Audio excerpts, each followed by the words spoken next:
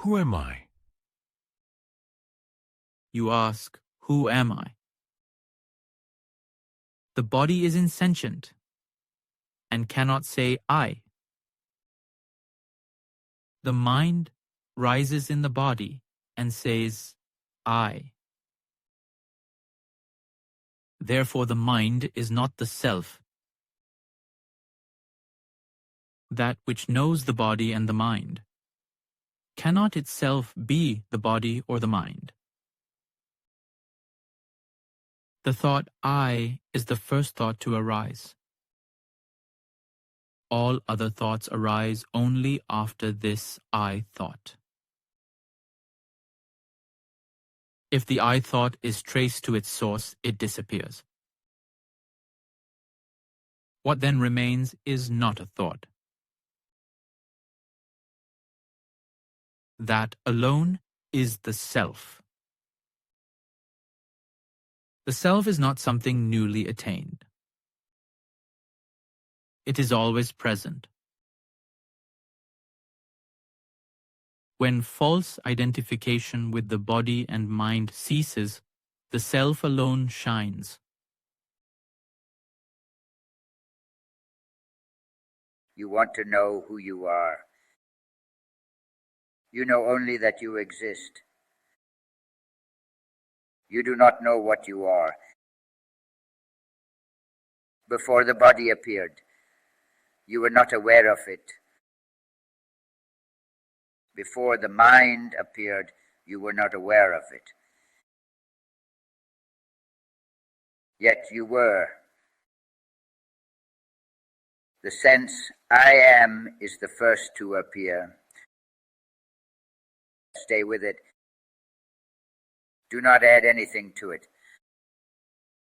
Not I am this, not I am that. The I am is not the absolute. It is a doorway. When it is clearly seen, it disappears. What remains is what you are.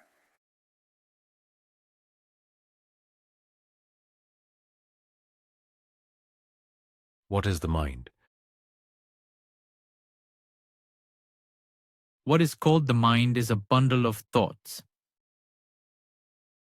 This I thought is the root of all other thoughts.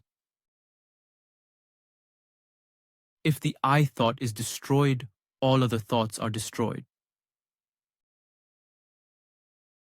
The mind does not exist apart from thoughts.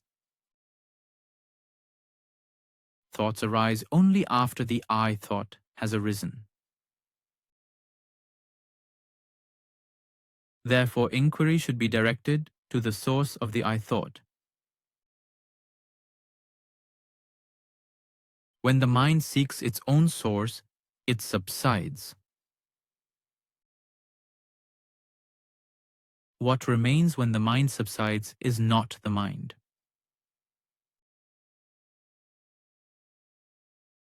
That is the self. The mind turned outward is the world.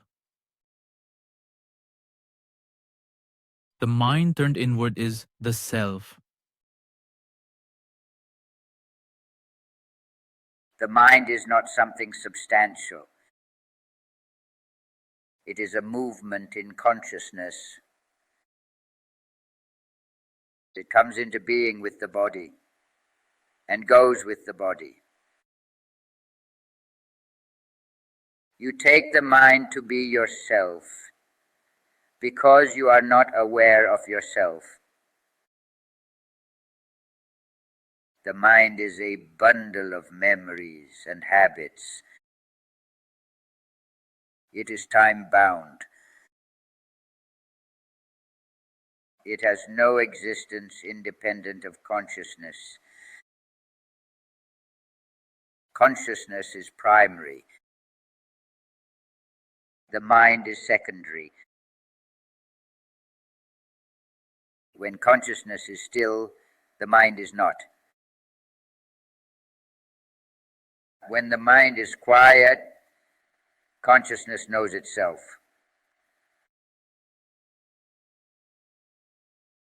Peace is not of the mind.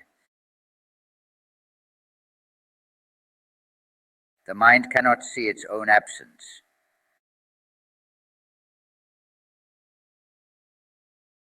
Is effort required to see the truth?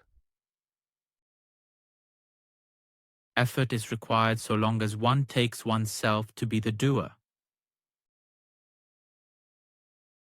As long as there is the feeling I am the body or I am the mind, effort appears necessary. The mind has acquired habits over countless births. These tendencies must be removed, and for that effort is required. Effort is required to get rid of effort. When inquiry is practiced, the mind turns inward. As it turns inward, its activity diminishes. When the mind subsides in its source, effort ceases by itself. Realization is not something newly attained. It is ever present. When false identification with the body and mind is destroyed, the state that remains is effortless.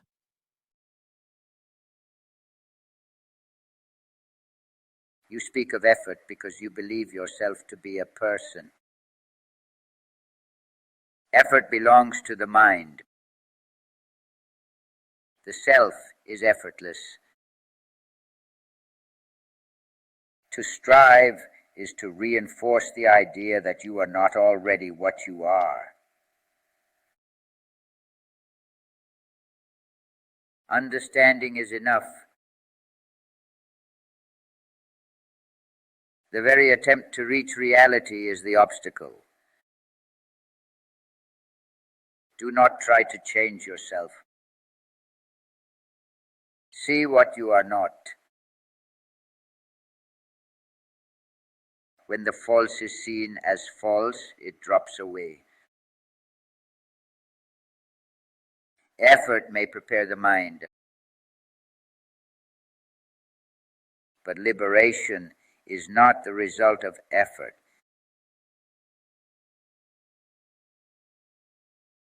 It happens by understanding. How is this seen?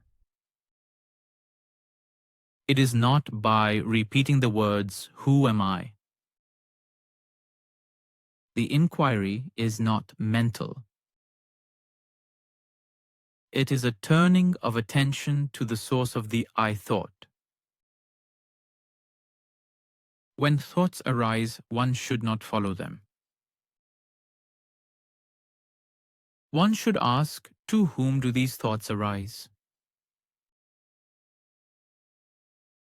The answer will be, to me.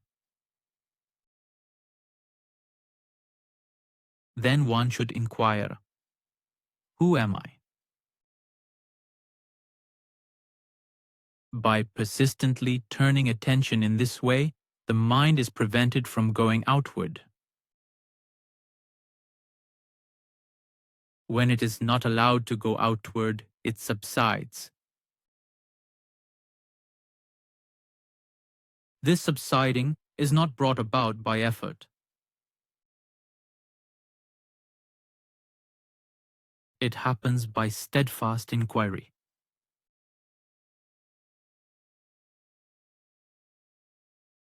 Abide in the sense, I am.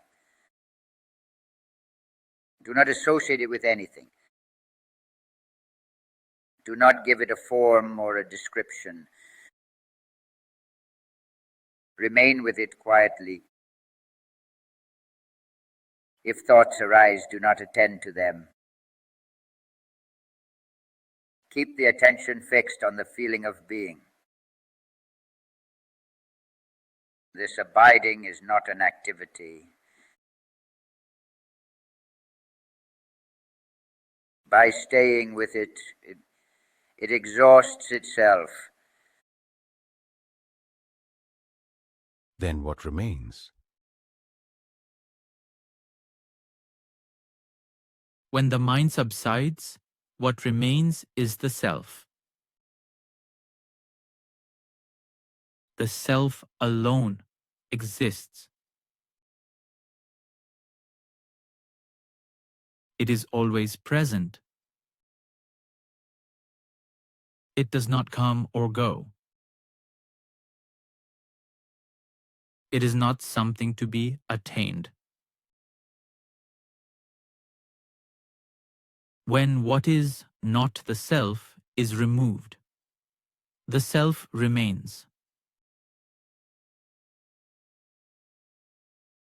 That which remains is what you are.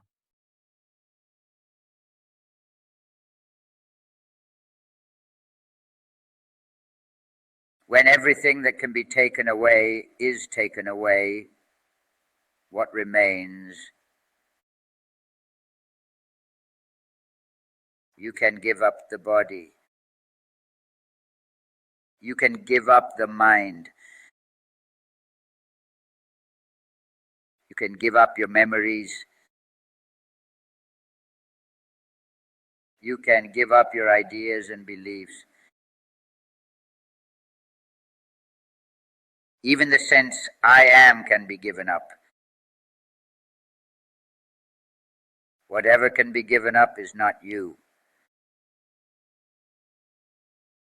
What remains is not an experience. It cannot be described. It is prior to consciousness.